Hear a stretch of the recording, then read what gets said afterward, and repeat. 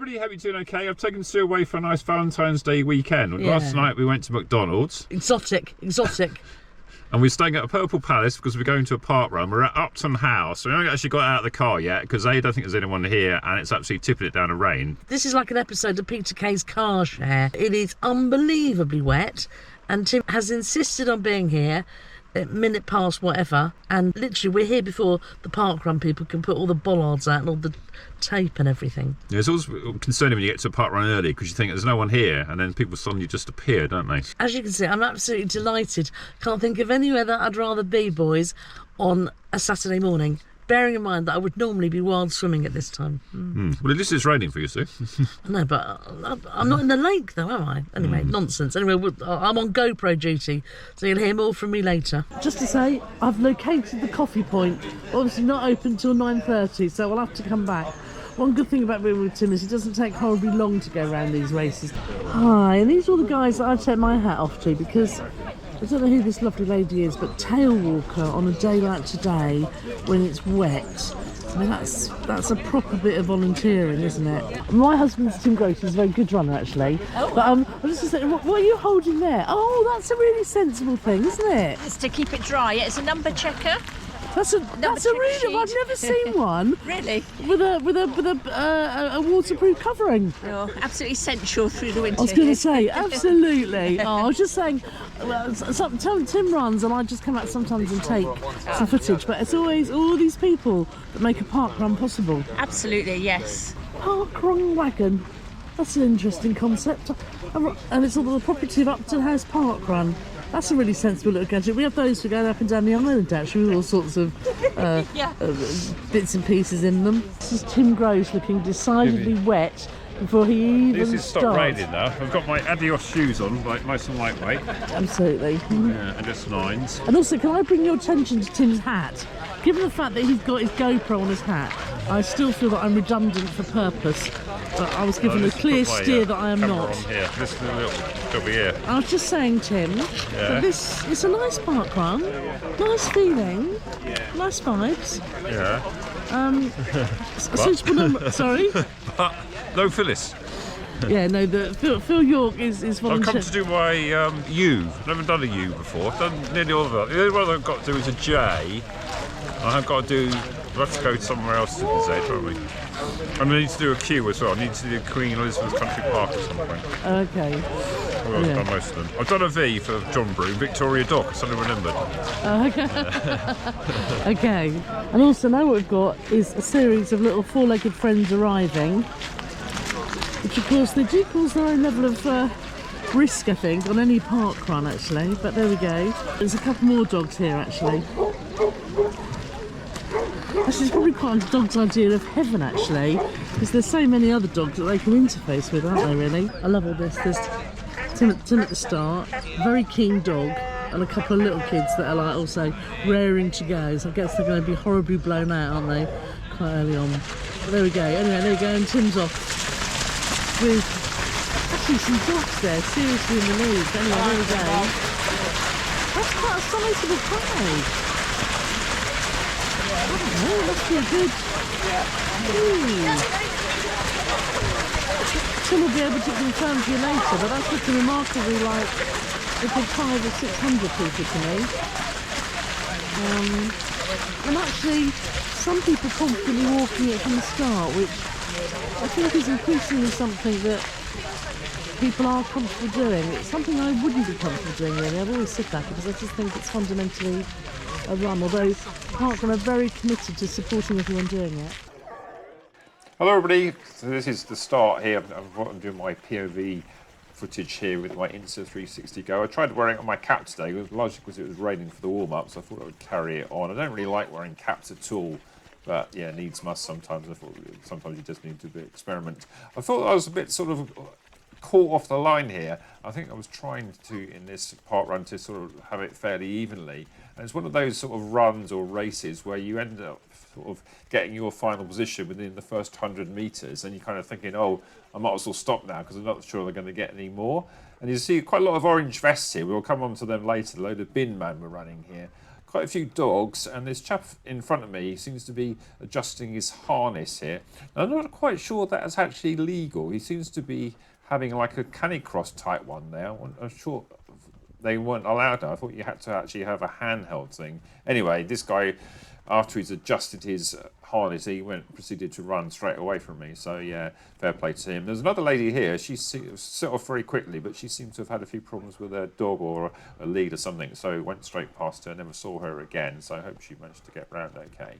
And this is a 3-lap course. We're on the first lap. Is a bigger loop, and then we do a second loop, which is a smaller loop, and then for the third loop we do this same one again. So this park run is actually got sort of like quite isolated. Now there's a bit of old railway on the right, so this is almost tucked into the railway, so the railway bus will do a bit on that later. But you can see I've cut away to the footage here because the guy in orange top in the dog some way into the distance and seems to be getting ever further away. So for a lot of this sort of early stage of the run, I was literally on my own. And the first K, despite the fact of my best efforts to keep it sort of fairly under control, I was thinking it was probably more down than up than this particular first K. And I got my first K split at 4:02, which I was quite pleased with, to be fair. Actually, I recorded it in miles, but I thought in a 5K, perhaps it's easier just to change it. And here we are, just cutting away, taking out a bit of footage when there's no one else in there. There's some other guy there in a sort of lighter colour top, which I think I actually did catch up to later. But you can see the guy in the distance in the orange top getting a while away from me. And at this point, a bit demoralising, another guy in an orange top with a parkrun 50 vest comes straight past. And one of those times you kind of think, oh, why is he suddenly taking 1.5K to get past me? But he was going well, and I thought, well, I'll hang on him for a while. But I realised he was just going a bit too fast, and sometimes in these things you just need to let people go. Although when you look at these people, you're kind of thinking, oh, I should be keeping up with them. Here's the end of the first lap, and we're coming up past the finish funnel on the left. Obviously, we're not doing that now, and you'll probably see Sue doing interview in a minute with her pink Pegasus on. You can probably see them with her feet there. There she is on the right. You can see those pink Pegasus, Pegasus 41. She's very pleased with them. She doesn't actually run in them, of course, but there we go. Seems that this is 3 loops of the same course, but actually here they come, the leading pack, including that youngster who was leading from the start, actually. So wow, they look really strong, those two. Go guys! Well done, they've got a serious lead actually on whoever's coming. Having said that, I look behind and I can see Tim Gross coming in a very credible pace actually here, so he's not all that far behind the leading pack. He's probably about 12th or something, but that's quite a significant return to form, isn't it? So I'll carry on filming until Tim comes in. I think it's the course that will suit Tim today. I think it's pretty flat actually, says me, but I haven't seen the other side of the course. So there we go. Go Tim, doing good, keep it up. Yeah, good pace, Tim. Yeah, that looks like Tim in not super dupe fast form, but certainly much back to form than he has been for a while. So we'll cut back to me now after Sue's footage of me coming past. And here's the guy in the orange top, which I'm forlornly trying to chase. Now this is the end of the start of the second lap, which is the shorter one. So instead of going left there, we go down this little bit here, which I thought was quite slippery. So it was interesting. I was wearing the Adios 9 today. First time I've worn a non-plated shoe in a race since probably pre the Vaporfly 1s or even the 4%. So going back probably, maybe now 2018, that's probably about 7 years. And for this particular course, it reminds me of how I used to really like the Adios 1 in particular, and yeah, just sort of that low stack feel, the modern foam, and just really nice. I love all this bit. Look, all the volunteers keeping the spirit going, a little bit of bopping. It's actually quite cold this morning, and of course, I always get fascinated by this as ever when people are coming around of all ages. Parkrun really is a seriously inclusive event, really. And this is an alternative hat stand as well. I rather like this. Put a little country fence and hang your hat where it goes. See, look what I'm saying, there's people coming in here now of all ages. And they're out and about, aren't they, on a Saturday morning in the heart of community life. There's some great dogs coming in here now as well. Look at him. These are the dogs that aren't going to help me go faster. I'm going to help me go slow because they're so interested in talking to everyone. That'd be the sort of dog I'd have, wouldn't it? Uber duper social. There's a nice little bit there where one of the volunteers stopped to give Lady a bit of encouragement on the way. Hello. You're doing fabulously. Honestly, you keep on going there. Hello. Just tired. Oh. And there's go, there's another little dog on the little go. Great guys, well done. Doing awesome, well done. Well done. Okay, it's back to me through 3K in 12:42 with a 4:24 split. The second K was a 4:18 after a 4:2 to start. So yeah, and you can see now I finally managed to get up with this guy in front, sort of like a red top. He seems to be wearing some sort of like water pack. I'm never quite sure why people do that in a 5K, but yeah, maybe he's got some kit in there. But this is probably the hardest bit of the course. This is coming back up this little hill, quite a little sapping one. Now this is quite funny because behind me I could start hearing two guys who were basically like older women having a chat. And I was thinking, as my sort of ability got so bad now, so really sort of going back to average, that I'm starting to be overtaken by people who are just out to basically jog. And yeah, I was thinking, having made all this effort to catch up with this guy, thinking I could gain a place, I'm literally about to lose 2 places, which is a bit demoralising, especially when these guys are sort of like running past me chatting. It kind of reminds me like someone like Steve Way on Zwift when we were all going quite hard and his heart rate was about 99 or something back in the days when he was a really class runner. Yeah, hello Steve, hope you are well. Anyway, so you can see here that I'm really just trying to hone on this guy, but any minute you'll see these 2 other guys loom into view.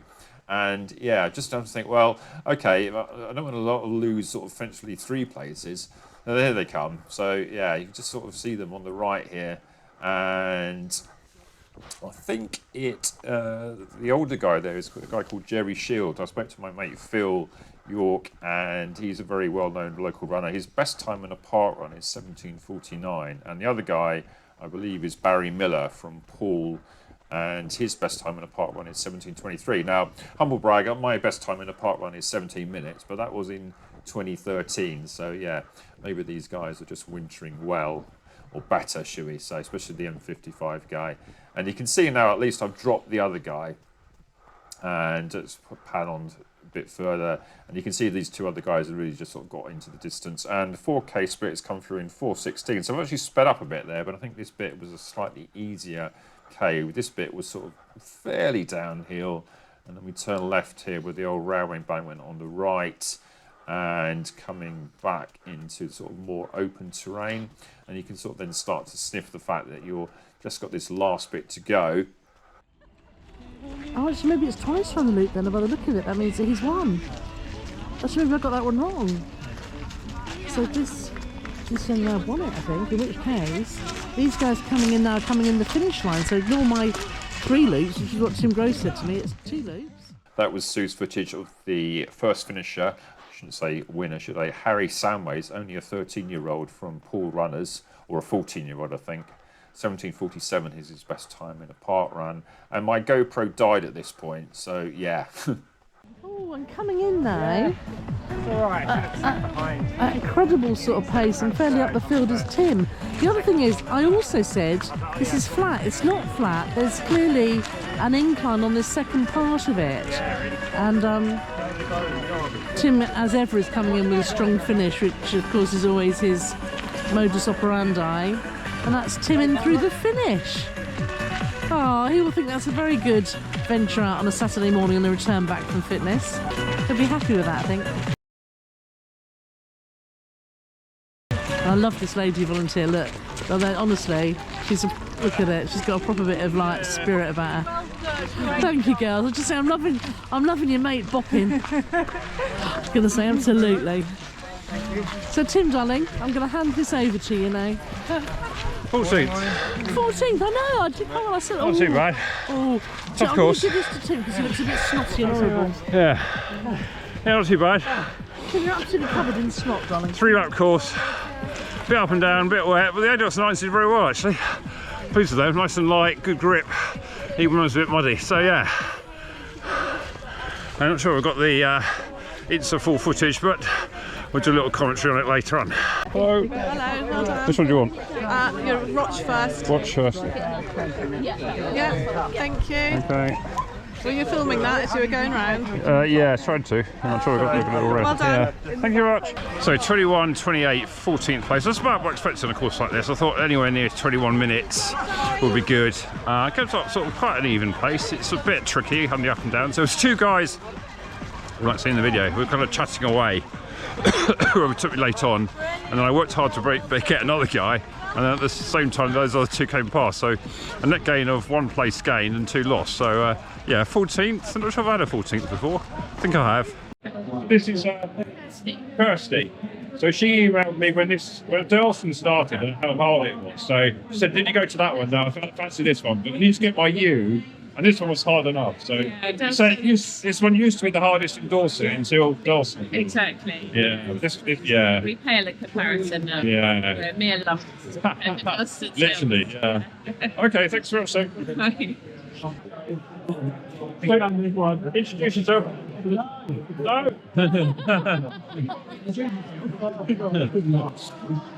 So this is Andy. You're part of the Binmen, yeah? Yeah. This is Andy. So where do you work from? Dorchester Depot. Dorchester Depot. Yeah. So do you run when you're actually doing the bins, or is that do you take that easy? I don't. He don't. I'm the one that's probably the fastest in the yard. Oh, okay. Yeah. So who was the fastest out of the parkruns today then? Yeah. Oh, okay. Yeah. I'm a lot quicker than You're probably the youngest, though. Yeah, I am. Yes. Does help, doesn't it? Yeah, we're not going to so it's not. I've done it in 20 minutes. What you beat me today then? Yeah. 20 minutes, something 30, something. Are you one of the guys that ran away from it at the start? Yeah, that's what it is. Oh, well done anyway. Cheers. So for the railway buffs, or rather the old railway buffs, this is part of the old railway. This is like forms the Castleman Trailway, or leads into it. So this was like clearly an old embankment there. So you can just about see those concrete posts where the railway used to be delimited. So yeah, nice to get up here. Bit of a tricky ascent, should we say. I'll just tick off this little bit of old railway for my heat map.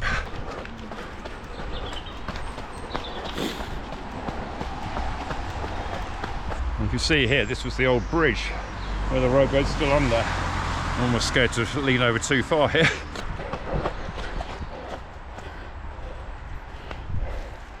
Clearly see here what must have been a bit of old railway sleepers.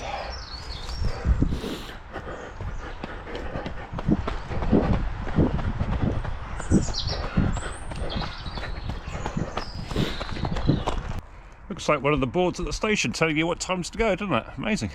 Don't want us to do it here. So we've actually arrived at Hamworthy station. So I have to check the old maps, but presumably the old line here used to come off at this exact point. So yeah, amazing.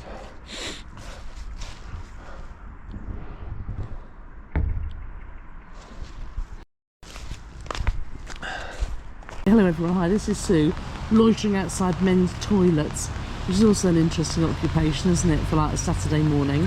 But this is the thing that I'm really fascinated by all of you lovely dog owners, how I keep on seeing these dog washes. I see them at various places, like some petrol stations things as well. Just what a seriously fabulous idea.